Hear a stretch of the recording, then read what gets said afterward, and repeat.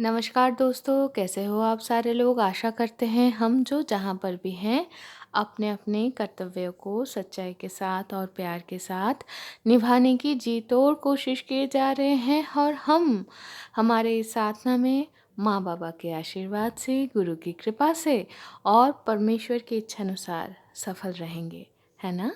तो चलिए शुरू करते हैं। उपनिषद अखंड संस्करण हरफ प्रकाशनी से प्रकाशित इस किताब से कठ उपनिषद के अगले मंत्र का पाठ। इस किताब के अनुवाद और संपादना किए हैं अतुल चंद्र सेन, सीतानाथ तत्भूषण और महेश चंद्र घोष महाशय की तरह विद्वज्जन। तो चलिए शुरू करते हैं। तो किसी भी काम को शुरू करने से पहले अपने मन को शांत करने की ज़रूरत है। तो चलिए शुरू करते हैं शांति पाठ से। ॐ सह नावधतु सह नौ भुनक्तु सह वीर्यङ्करवावहै तेजस्वी नावधीतमस्तु मा विद्विषावहै। ॐ शांति शांति शांति। अर्थात आचार्य और शिष्य हमारे उभय को ब्रह्मतुल्य भाव से रक्षा करें, ब्रह्म हमारे उभय को विद्याफल तुल्य भाव से भोग करवाए, हम उभय समभाव से विद्या लाभ की उपयुक्त वीर सामर्थ्य अर्जन कर पाए, हमारे अध्ययन वीर्यशाली हो अर्थात हमारे लब्ध विद्या सफल हो, हम परस्पर को विद्वेष ना करें, हमारे आध्यात्मिक आधिदैविक और आदि भौतिक ये त्रिविध विघ्न का शांति हो। तो इस शुभकामना के साथ चलिए शुरू करते हैं अगले मंत्र का पाठ। तो अब तक हम लोग पहले अध्याय के पहली बल्ली को हम लोग पूरा कर चुके हैं, जहाँ पर हमें पता चला कि नचिकेता कौन है। वो बाजिश्रवश मुनि के पुत्र हैं, कैसे वो यमलोक पहुँचे, कैसे वो 3 दिन 3 रात वहाँ पर अन्न जल त्याग करके यमराज के लिए वो इंतज़ार करते रहे। और इसीलिए उनको 3 वर की प्राप्ति हुई, जहाँ पर पहले वर में वो अपने पिता के लिए प्रार्थना की, दूसरी वर में वो अग्नि विद्या लाभ किए, सीखें और इतना खुश हुए। यमराज या जो भी जीवात्मा हमारे लिए आपेक्षिक तौर पे वो अमर है, लेकिन सही मायने में वो भी अक्षर नहीं है। तो जो भी है, तो वही यमराज बोल के जिनको हम समझ रहे हैं अभी, उस पद में आसीन वो जीवात्मा उनको नचिकेता के ऊपर बहुत खुश हुए और उस विद्या का नाम, उस अग्नि विद्या का नाम उन्होंने नचिकेत के ऊपर रखे, नचिकेता के ऊपर। इसीलिए उस अग्नि विद्या का नाम पड़ा, अग्नि का नाम पड़ा नचिकेत अग्नि। उनको एक हार भी उपहार में मिला था, लेकिन वो तो खैर नचिकेता उसके ऊपर इतना ज़्यादा गौर नहीं किए, उनको वो निर्लोभ थे। तीसरे जो वर था उसमें उन्होंने आत्मज्ञान लाभ करने की गुहार की। पहले तो गुरु देना नहीं चाह रहे थे, फिर जब उनको लगा कि उनकी जो शिष्य है नचिकेता जो है वो सही में निर्लोभ है, उस आधार में किसी भी प्रकार का छिद्र नहीं है, तो तब गुरु समझे और उनको वो ज्ञान देना शुरू किए। और उसी ज्ञान के बारे में हम सुनते आ रहे हैं, पढ़ते आ रहे हैं प्रथम अध्याय के द्वितीय वल्ली में। तो अब तक हमें बहुत सुंदर सुंदर से चीज़ें हमें पता चला है, जैसे प्रेय अपेक्षा श्रेय कर्म करने की, कि ओंकार ओम ऐसा एक रिप्रेजेंटेशन है, द रिप्रेजेंटेशन ऑफ परम ब्रह्म या सब कुछ ब्रह्म जो आत्म स्वरूप सबको वो रिप्रेजेंट कर सकता है, और उसके ऊपर ध्यान केंद्रित करके ब्रह्म का उपासना, ये सब कुछ हम लोग चलते चलते हम जाने हैं और भी बहुत कुछ जाने हैं। तो आज चलिए हम अगले मंत्र के तरफ चलते हैं, जान लेते हैं और नया क्या आत्मज्ञान के हिसाब से जो सवाल सबसे पहले नचिकेता ने पूछे थे कि मृत्यु के बाद क्या होता है। तो चलिए जान लेते हैं उस जवाब, मतलब उस प्रश्न का उत्तर अभी तक हमें नहीं मिला है। खैर तो जानते हैं क्या है। न जायते म्रियते वा विपश्चिन्नायं कुतश्चिन्न भूव कश्चित् अजो नित्यः शाश्वतो अयं पुराण न हन्यते हन्यमाने शरीरे। अर्थात चलो जानते हैं, ये जो आत्मा है ये इसका जन्म भी नहीं है और मरण भी नहीं है, मतलब ये जन्माता भी नहीं है और मरता भी नहीं है। ये आत्मा कुछ कुछ से नहीं आता, किसी चीज़ से नहीं आता और किसी चीज़ में परिवर्तित भी नहीं होता। ये आत्मा जन्म रहित है, ये नित्य है, ये शाश्वत है, यानी कि अपरिवर्तनीय है, ये पुराना है, मतलब चिर विद्यमान है। ये जो देह है जिसमें ये आत्मा का वास हम समझ रहे हैं, ये देह जब निहत हो जाता है, मतलब जब ये मर जाता है, इसका जब लाइफ स्पैन ख़त्म हो जाता है, उसके बाद भी ये आत्मा मरता नहीं है। तो इसका व्याख्या के हिसाब से बोला जा रहा है कि पूर्व में जो कुछ मंत्रों में ओंकार को अवलंबन करके ब्रह्म ज्ञान लाभ के बाद बोला गया था, इस श्लोक में यमराज आत्मा के स्वरूप वर्णन कर रहे हैं। ये जो परमात्मा चैतन्य स्वरूप सर्वज्ञ, इनका ज्ञान स्वभाव है, कभी भी विलुप्त नहीं होता, इसलिए आत्मा को विपश्चित बोला गया है। ये आत्मा जन्म नहीं लेता, ये इसका जन्म नहीं होता, नए सिरे से इसका उत्पत्ति नहीं होती। आत्मा कभी भी नए सिरे से इसकी उत्पत्ति तो नहीं होती, आत्मा मरती भी नहीं है और आत्मा अविनाशी है और चिरंतन है। आत्मा कोई कारणवश उत्पन्न नहीं होती, मतलब कोई कारण है, मतलब किसी ने आपको चोट पहुंचा है इसलिए आपने रोया है। अगर किसी कारणवश आपने रोया है तो वो आंसू का भी समय क्षीण है, मतलब कैलकुलेटेड है ना। मुझे ये क्यों उदाहरण आया पता नहीं, लेकिन there was a some say कि in a concept of duality there was a say कि प्रकृति थी, देयर वाज अ प्रकृति एंड देयर इज अ पुरुष। जब पुरुष ने देखा प्रकृति की तरफ तो प्रकृति थी क्रियान्वित हुई। तो देयर वाज अ कारण, there was a cause and effect. So now it is being said, no, there was no cause. A cause for the existence of this परमात्मा, right? तो इसीलिए चलिए आगे बढ़ते हैं।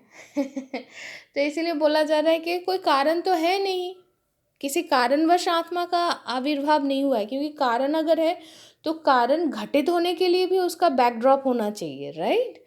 तो चलिए आगे बढ़ते हैं। आत्मा कोई कारण से उत्पन्न नहीं हुआ है,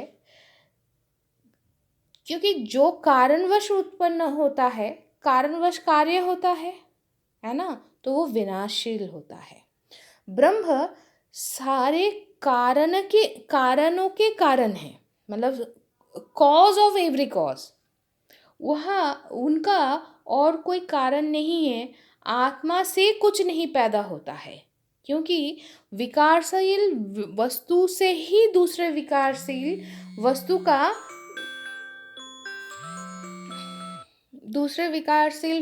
का उद्गम हो सकता है।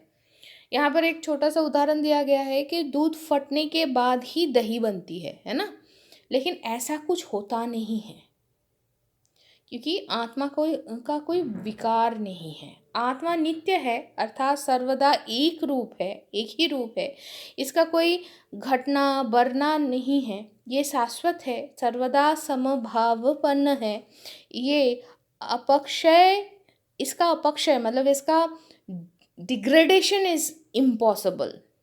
तो आत्मा पुरातन है लेकिन चिर नवीन है, मतलब पुरातन मतलब it is the concept like it is there, it is always there, like space is there, right? Without the space we can't exist. The concept is like that we are there, but there is no decay, कोई चीज़ पुराना हो रहा है हमें कैसे पता? How we can understand that it is a older thing? When we can identify a kind of change within it with the lapse of time, है ना? द फोर्थ डायमेंशन ये जो टाइम, इसके लिए अगर उसमें कोई परिवर्तन होता है तब जाके वो पुरातन होता है, पुराना होता है। नाउ द कॉन्सेप्ट इज, इसीलिए कहा जा रहा है कि आत्मा पुराना नहीं है। पुराना है मतलब it is there, it is the absolute, but still it does, as it doesn't have any kind of deformation along with the time, so it is always new, it is always fresh.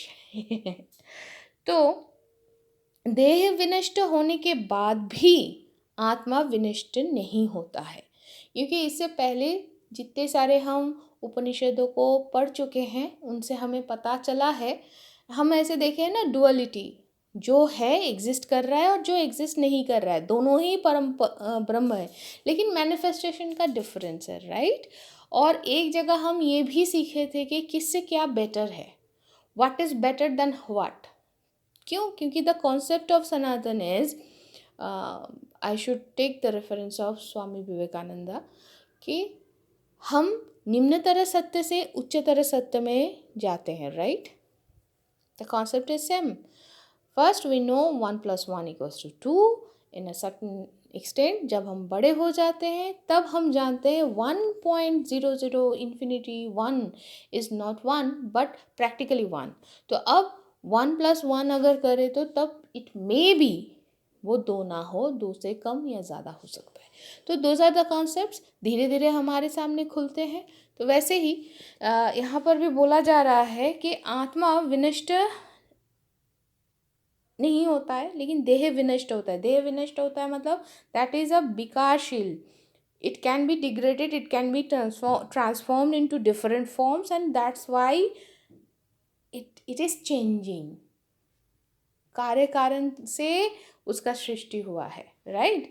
तो नचिकेता ने जो प्रश्न किए थे कि मृत्यु के उपरांत आत्मा रहता है या नहीं, यहाँ पर उसका जवाब यमराज ने दिए हैं। तो मंतव्य के हिसाब से यहाँ पर लिखा है, न जायते म्रियते वा, उत्पन्न नहीं होता है, विनष्ट भी नहीं होता है। उत्पन्न वस्तु मात्र ही 6 प्रकार के विकार उसमें होते हैं, जिसमें 2 विकार है, जन्म और मृत्यु। ये 2 विकार के प्रतिषेध ही समस्त विक्रिया, मतलब ये दोनों नहीं है तो मतलब सारे विक्रिया भी स्तब्ध हो गया है। विपश्चित अर्थात सर्वज्ञ चैतन्य स्वरूप, आत्मा का स्वरूप बताया जा रहा है, क्योंकि उनका जो उनका जो स्वभाव है वो चैतन्यमय यानी कि ज्ञान स्वभाव है, जो कभी विलुप्त नहीं होता है। शाश्वत यानी कि अपक्षय वर्जित, क्षय रहित। जो अशाश्वत है उसका ही क्षय होता है, क्षय होता है उसका ही ट्रांसफॉर्मेशन होता है ना? हम लोग यही तो सीखे हैं बेसिक कॉन्सेप्ट ऑफ फिजिक्स में कि मैटर और energy whatever it is which we can see, जो प्रकाशित है यहाँ के हिसाब से, that can transform from one to another, right, but can't be destroyed. तो चलिए आगे बढ़ते हैं और थोड़ा सा यहाँ पर क्या बताया जा रहा है। शाश्वत हम जान लिए, पुराण यानी कि प्राचीन होकर भी नया है, अवयव वृद्धि, अवयव जैसे बढ़ता है फिर वो घटता है, but here it is always remains new, ठीक है। फिर बोला जा रहा है कि आत्मा इसके मतलब इसका कोई चेंज नहीं है, परिवर्तन नहीं है, ये पुराना है लेकिन वृद्धि, इसका कोई वृद्धि नहीं, मतलब ये घटता नहीं है, बढ़ता नहीं है, एज इट इज़ रहता है। न हन्नते, आसमान जैसे, आकाश जैसे निहत नहीं होता है, वैसे ही आत्मा भी निहत नहीं होता, मतलब मरता नहीं है। The space, the concept of space, that means infinity or the zero, whatever we like we can express space with that. Enormous capacity, then infinity. Nothingness, that means zero. Okay, so इसके बाद क्या है, बस इसका और क्या जवाब दें, इसका क्या व्याख्या करें, मैं इतना ज़्यादा नहीं जानती, नहीं समझ पाती। लेकिन आज सही में बहुत साल पहले की सवाल, 2 सवाल मेरे दिमाग में प्रकृति ने डाली थी, माता रानी ने डाली थी।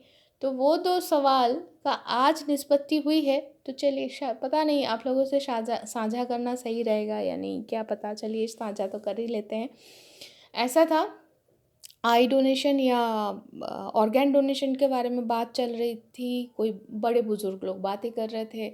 वहाँ पर ऐसे चल रहा था कि 2 सवाल, उसी बातों में 2 सवाल आया कि अगर हम ऑर्गेन डोनेट करते हैं, आई डोनेट करते हैं, ब्लड डोनेट करते हैं, तो हमने जो लिख के लाए हैं, मतलब whatever we have been bestowed upon, if we are not going to bring them along with us, हाँ, तो चित्रगुप्त जी के जो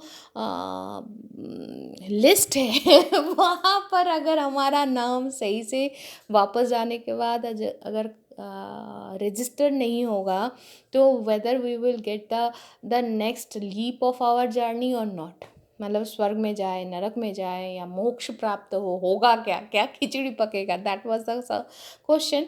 अनदर क्वेश्चन वाज लाइक कि it was brought in front of me कि आत्मा अगर अविनश्वर है और इतने सारे जनसंख्या बढ़े जा रहे हैं, तो व्हाट अबाउट द इफ़ आत्मा is the quantity, sorry is a constant, तो वही आत्मा बहुत सारे छोटे छोटे हिस्सों में अब बट रहे हैं ना, जितना जनसंख्या बढ़ रहा है, तो what about the quality of that आत्मा?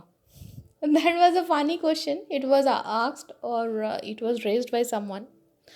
So that day I didn't have any answer for that, for those questions. But truly speaking, Chandi, when I went through, when I got the blessings that I was able to go through the Chandi, there I got the answer.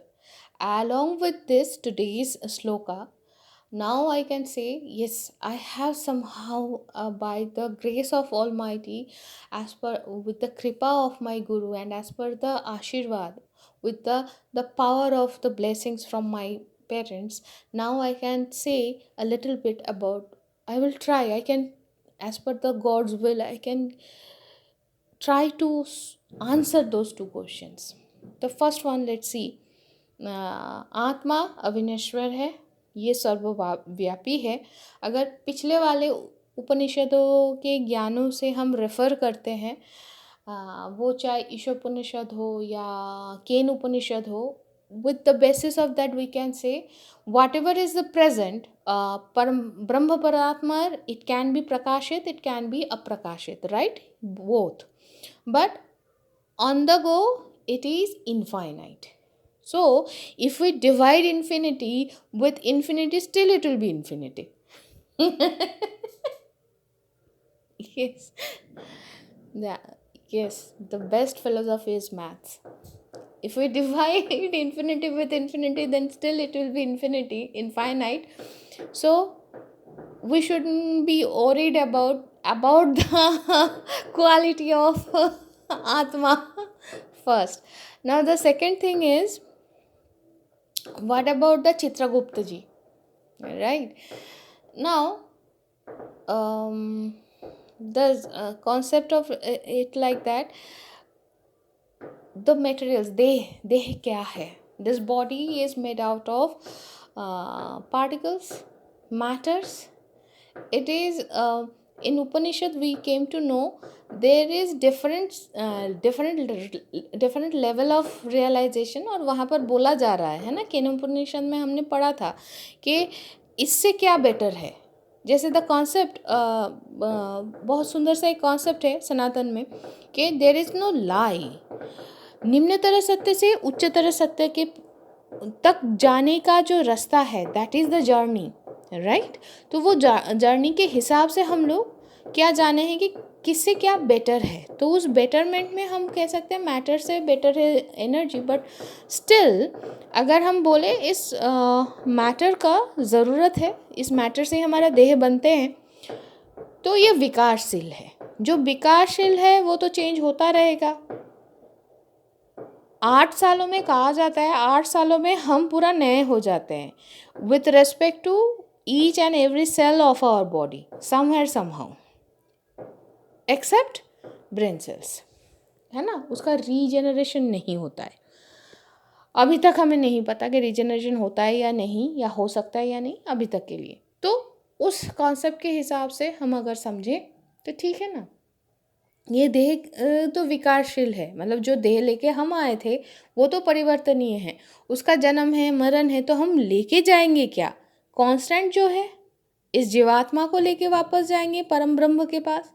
तो हम चित्रगुप्त जी के पास पहुंचेंगे इस आत्मा को लेके, and we shouldn't be worried about whether he will mark that we have returned whatever we have been bestowed upon or not. Okay, that problem we can say yes, it is solved now, because we are already shedding ourselves throughout our lifespan, so we shouldn't be worried about it.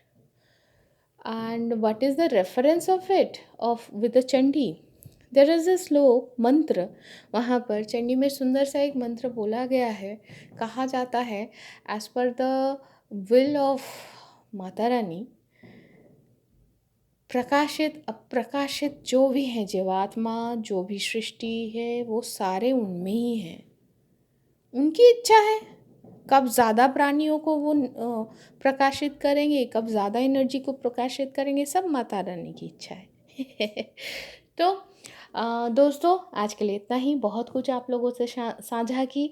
फिर मिलते हैं नए guidance के साथ जो हमें मिल सकता है एक साथ पढ़ते हुए, सुनते हुए और समझते हुए। तब तक के लिए अच्छे से रहिए, खुश रहिए, टाटा।